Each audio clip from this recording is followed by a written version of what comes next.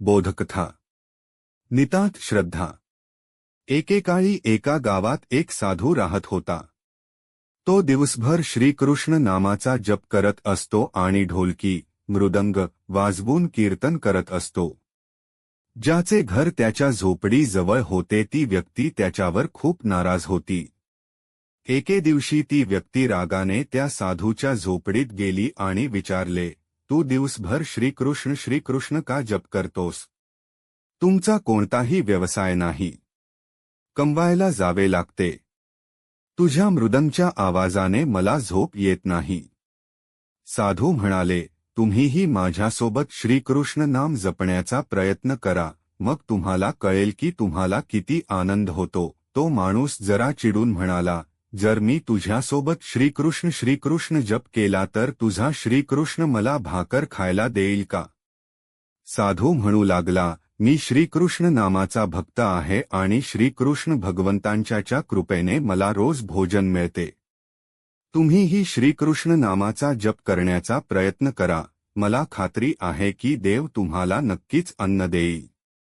तो माणूस साधूला आव्हान देतो की आज मी तुझ्यासोबत श्रीकृष्ण नामाचे भजन गाईन. आज जर तुमच्या श्रीकृष्णाने मला भाकरी खाऊ घातली तर मी माझे संपूर्ण आयुष्य श्रीकृष्ण भक्तीमध्ये घालवीन. खायला दिले नाही तर ढोल, मृदंग वाजवणे बंद कराल. साधू म्हणतात की मी निस्वार्थपणे प्रभू श्रीकृष्णांची पूजा केली आहे पण तरीही मी तुमचे आव्हान स्वीकारतो. ती व्यक्ती संतांसोबत बसून श्रीकृष्ण नामाचा जप करतो आणि मनात ठरवते की काहीही झाले तरी मी आज अन्न खाणार नाही. मी बघेन की श्रीकृष्ण मला कसे जेवू घालतील.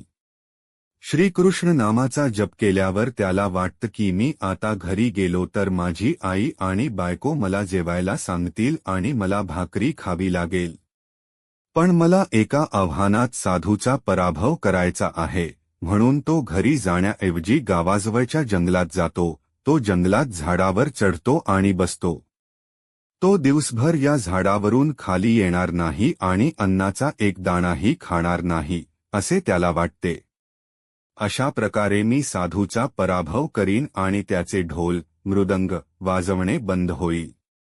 काही वेळाने भटक्यांचा समूह त्या जंगलातून जातो. जेव्हा त्यांना भूक लागते तेव्हा भटक्यांचा नेता त्यांना आग लावून येथे अन्न शिजवण्यास सांगतो. आता जेवण झाल्यावरच पुढे जाऊ, जेवण तयार आहे.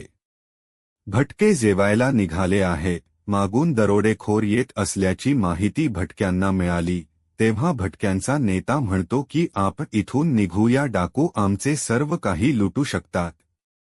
ते भटके तिथे अन्न टाकून निघून जातात. तो माणूस झाडावर चढून सर्व काही पाहत होता.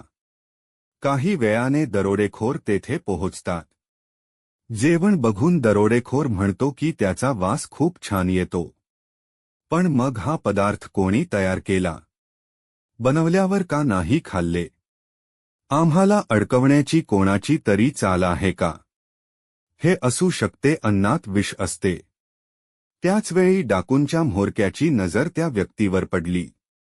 तो त्याला खाली येण्याचा आदेश देतो. दरोडेखोर त्या माणसाला विचारतात, तू आम्हाला मारण्यासाठी हे अन्न तयार केले काय? गरीब माणूस विनवणी करतो की मी हे अन्न तयार केले नाही. त्यात विष नाही. तुमच्या आगमनाची बातमी ऐकून ते जेथून पळून गेले त्या भटक्यांनी हे अन्न तयार केले आहे. पण त्याचा डाकूंशी काहीही संबंध नाही. लुटारू म्हणाले की तुलाच आता हे अन्न खाऊन सिद्ध करावं लागेल, कारण आम्हाला वाटते की तूच हे अन्न तयार करून त्यात विष मिसळले. तो म्हणाला, आता तुम्हीच हे अन्न खा, आज मी अन्न खाणार नाही, असा माझा नियम आहे.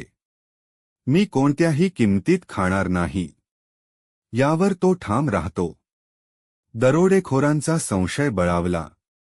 त्यांनी त्याच्या डोक्यात बंदूक ठेवली आणि सांगितले, तुला हे अन्न खावे लागेल, अन्यथा तुला गोळ्या घालाव्या लागतील. मग ती व्यक्ती अन्न खाऊ लागली आणि संताचे स्मरण करताना त्याच्या डोळ्यातून अश्रू वाहत होते. ते म्हणाले होते की माझा निश्चय आहे की तुम्ही श्रीकृष्ण भगवंतांचे नामस्मरण कराल तर श्रीकृष्ण तुम्हाला अन्नही देईल. त्याचे जेवण झाल्यावर दरोडेखोर निघून गेले. आता त्याला खात्री झाली की श्रीकृष्ण भगवंतांनी भटके आणि लुटारू पाठवले आहेत. तो थेट साधूच्या झोपडीत गेला आणि त्याच्या पाया पडून त्याला संपूर्ण कथा सांगितली. बोध. आता तो त्या संतापेक्षा श्रीकृष्ण नामाचाच भक्त झाला. त्यांनी आपले संपूर्ण आयुष्य श्रीकृष्ण भगवंतांना अर्पण केले. दंडवत प्रणाम.